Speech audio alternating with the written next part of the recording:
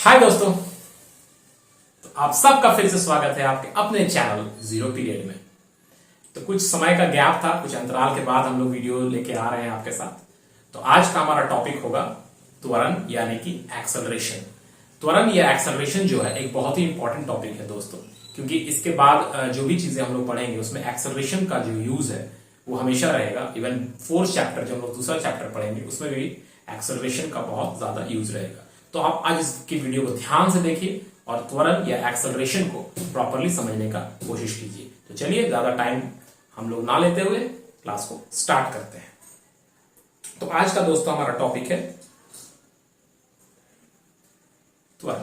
ठीक है, तो ये त्वरण क्या होता है, एक्सेलरेशन या त्वरण क्या होता है? देखिए दोस्तों, अगर मान लीजिए कि आपके पास कोई एक पार्टिकल है, ठीक है, ये पार्टिकल पहले से मान लेते हैं कि 20 मीटर प्रति सेकंड के वेग से यानी वेलोसिटी से चल रहा होता है।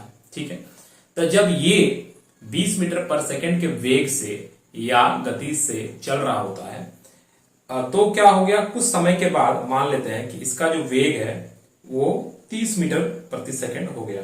ठीक है, मतलब इसका जो वेलोसिटी है वो 20 मीटर पर सेकंड से 30 मीटर पर सेकंड हो जाता है। तो अब 20 मीटर पर सेकंड से जब इसका वेलोसिटी या वेग 20 मीटर पर सेकंड से 30 मीटर पर सेकंड हो गया तो इसमें कुछ ना कुछ तो समय लगा होगा, कुछ ना कुछ तो टाइम लगा होगा। बिना टाइम लगे तो तुरंत तो एवं 0 सेकंड में तो नहीं हो जाएगा, कुछ तो समय लगा होगा, कुछ तो इसमें समय का अंतराल हुआ होगा, कुछ तो समय का गैप हुआ होगा, कुछ तो टाइम लगा होगा। मान लेते हैं चलिए कि इस प्रक्रिया को होने में 5 सेकंड का समय का अंतराल या समय यूज हुआ या समय लगा। मतलब कोई एक पार्टिकल था जो कि 20 मीटर पर सेकंड से चल रहा था, 5 सेकंड के बाद उसका जो वेग है या वेलोसिटी है वो 30 मीटर पर सेकंड हो गया। अब सोचिए कि 5 सेकंड में इसका जो वेग है या वेलोसिटी है ये कितना हो गया, कितना चेंज किया, वेलोसिटी चेंज कितना किया, वेग कितना चेंज हुआ। तो वेलोसिटी या वेग जो है वो 10 मीटर पर सेकंड चेंज हुआ। 5 सेकंड में इसका जो वेग है या जो वेलोसिटी है ये कितना चेंज हुआ दोस्तों, 10 मीटर पर सेकंड चेंज हुआ। 10 मीटर पर सेकंड चेंज होने में समय कितना लगा, 5 सेकंड लगा। तो 1 सेकंड में वेलोसिटी कितना चेंज होगा 1 सेकंड में। तो हम लोग यूनिटरी मेथड से अगर करें कि 5 सेकंड में किस वेलोसिटी जो है वो 10 मीटर पर सेकंड चेंज हुआ तो 1 सेकंड में कितना चेंज होगा, 10 मीटर पर सेकंड को हम 5 सेकंड से भागा दे देंगे, 5 सेकंड से डिवाइड कर देंगे तो हमारे पास क्या आएगा, 2 मीटर पर सेकंड स्क्वायर आएगा। क्यों 2 मीटर पर सेकंड स्क्वायर आ रहा है, क्योंकि यहां पर आप देखें 10 मीटर पर सेकंड डिवाइड बाय 5 सेकंड है, 2 सेकंड है नीचे में, तो सेकंड इंटू सेकंड, सेकंड का स्क्वायर हो जाएगा। तो ये जो 2 मीटर पर सेकंड स्क्वायर आया दोस्तों, ये आपको क्या बता रहा है, क्या समझा रहा है, ये समझा रहा है कि हर एक सेकंड में इस पार्टिकल का जो वेग है, जो वेलोसिटी है वो 2 मीटर पर सेकंड करके बढ़ रहा है हर एक सेकंड में। मतलब in every 1 second velocity of the particle का जो वेलोसिटी है, पार्टिकल का जो वेग है, पार्टिकल इंक्रीजेस, बढ़ रहा है, इंक्रीज हो रहा है, बढ़ रहा है। कितना बढ़ रहा है, 2 मीटर पर सेकंड बढ़ रहा है। हर एक सेकंड में इसका जो वेग है या वेलोसिटी है वो 2 मीटर पर सेकंड करके बढ़ रहा है। ये है त्वरण, इसको हम लोग एक्सेलरेशन कहते हैं। आप जानते हैं गाड़ी में, बाइक में या कार में एक्सेलेटर नाम का एक चीज होता है कि अरे एक्सेलेटर कितना दिया, बहुत ज्यादा एक्सेलरेशन दे दिया या एक्सेलेटर बहुत जोर से दबा दिया, है ना। तो एक्सेलेटर क्या करता है, एक्सेलेटर जो है वो वेग को बढ़ाता है, जो वेग को बढ़ाता है। तो प्रति सेकेंड कितना वेग बढ़ रहा है, वेलोसिटी कितना बढ़ रहा है, वो होता है एक्सेलरेशन। ठीक है, लेकिन अब यहां पर एक बात है दोस्तों कि ठीक है, एक्सेलरेशन तो हम लोग समझ गए कि एक्सेलरेशन का मतलब हो गया चेंज इन वेलोसिटी, मतलब वेग में कितना चेंज हुआ, वेग में जो बदलाव हुआ डिवाइड बाय टाइम, मतलब समय। तो पहले बाद का जो वेलोसिटी होता है, बाद का जो वेग होता है, ठीक है, जो अंतिम वेग होता है उसको हम लोग भी लिखते हैं। अंतिम वेग या फाइनल वेलोसिटी को हम लोग भी लिखते हैं, और इनिशियल या प्रारंभिक वेग को हम लोग u लिखते हैं। तो कितना चेंज हुआ, v माइनस u, बाद में जो गति हुआ, सॉरी वेग हुआ वो हुआ v, बाद में जो वेलोसिटी हुआ वो हुआ v, और शुरू में जो वेलोसिटी था वो था u। तो v माइनस u हो गया change divide by time t। तो ये हमें दे देगा एक्सेलरेशन का मान। एक्सेलरेशन का मान कैसे निकलेगा, v मतलब अंतिम वेग माइनस u प्रारंभिक वेग बटा समय। इससे हम लोग को क्या मिल जाएगा, एक्सेलरेशन या त्वरण मिल जाएगा। लेकिन एक चीज सोचिए, मान लीजिए कि कार है, ठीक है, अब ये कार एक किसी गति से चल रहा था, ठीक है, ये कार एक गति से चल रहा था।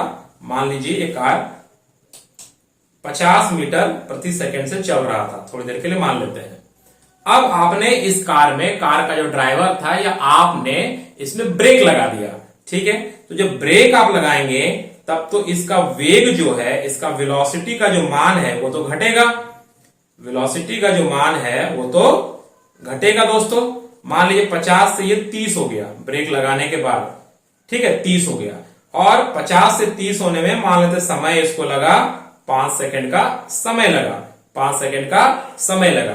तो अब ये 50 से 30 हुआ, तो यहां पर क्या हो रहा है कि जो हमारा प्रारंभिक वेग है, जो हमारा प्रारंभिक वेग है, वो प्रारंभिक वेग जो है वो क्या हो गया, वो ज्यादा है, और जो अंतिम वेग है वो कम है।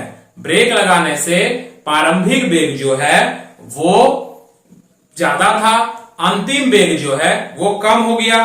समय लगा 5 सेकंड का, समय लगा 5 सेकंड का, तो 50 से ये 30 हो गया। तो कितना का बदलाव हुआ, बदलाव तो हुआ 20 मीटर पर सेकंड का, ये तो ठीक है, लेकिन 20 मीटर प्रति सेकंड जो इसका वेग है वो बढ़ा या घटा। तो यहां पर आप बोल सकते हैं कि वेग जो है वो समय के साथ वेग का मान घटा, 50 से वो 30 हो गया, वेलोसिटी डिक्रीज किया।